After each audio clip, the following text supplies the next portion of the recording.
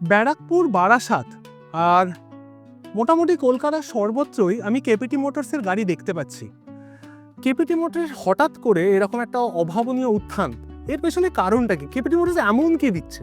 KPT motors সবসময় সঠিক দামে সঠিক জিনিসটাই দেওয়ার চেষ্টা করেছে এবং কেপিটি মোটরস বিগত দিনগুলিতেও শুধুমাত্র ব্যবসা করে প্রচুর লাভ করব এই চিন্তাভাবনাটার থেকে সরে গিয়ে একটু অন্যভাবে কেপিটি মোটরস সবসময় সবাইকে সঠিক দামে সঠিক জিনিস এবং গাড়ি বেচার পরে সম্পর্ক শেষ নয়, গাড়ি বেচার পরে সম্পর্ক শুরু, সেই জায়গাটা মাথায় রেখে কেপিটি মোটরস কাজ করে চলেছে।